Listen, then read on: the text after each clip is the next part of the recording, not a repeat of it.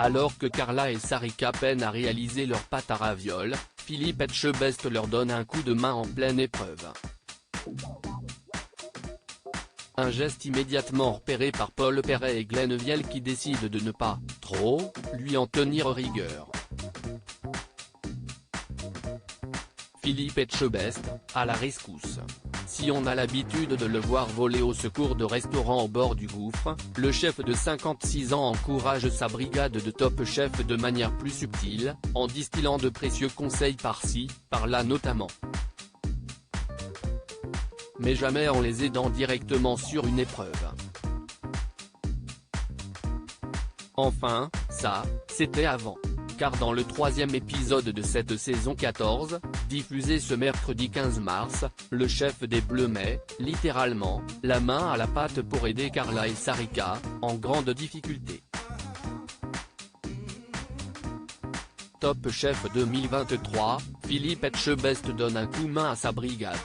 Alors qu'elles doivent proposer une version gastronomique de la street food, les Bleus choisissent de réaliser une raviole en 3 temps, entrée, plat, dessert.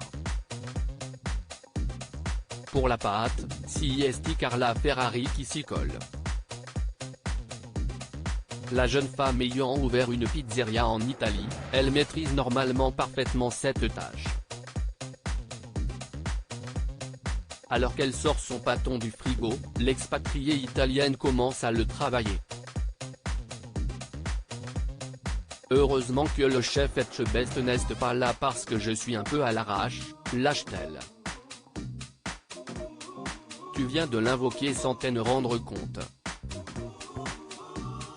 Tu dis son prénom, il va arriver, lui répond sa partenaire de brigade Sarika. Pas manqué, le mentor des Bleus débarque alors. Mais son verdict est sans appel, il trouve la pâte un peu sèche dès que Carla la passe dans le laminoir. Ni une ni deux, Philippe Etchebest se saisit de la pâte et commence à l'étaler avec un rouleau en y mettant toutes ses forces. Moi, je suis plus lourd que toi, donc ça le fait, glisse-t-il à Carla. Un geste qui n'est évidemment pas passé inaperçu aux yeux de ses collègues. J'aurai une dette envers vous, oh là là. Monsieur Etchebest. Posez-moi ce rouleau tout de suite, clame Paul Perret. Et d'ajouter, est-ce qu'il y a des gens qui regardent ce qu'il se passe dans cette cuisine ? Finalement, tout rentre dans l'ordre quand Philippe Etchebest explique que Carla et Sarika n'ont pas assez de force. Ça, j'accepte. Et encore, on te fait une fleur, s'adoucit le chef des Violets. Philippe Etchebest tient ensuite la pâte pendant que Carla la passe au laminoir, sous l'œil complice de Paul Perret et Glennevielle. On est sympa. N'oublie jamais ce qu'on vient de faire, Philippe, ajoute le chef des Oranges. Si elle gagne cette épreuve, j'aurai une dette envers vous, conclut Philippe Etchebest.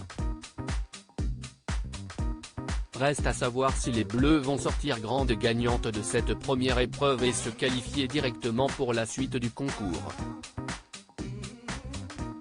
À lire aussi Top Chef 2023, Jean a tenu le pari osé qu'il a perdu après son hold-up et c'est très drôle.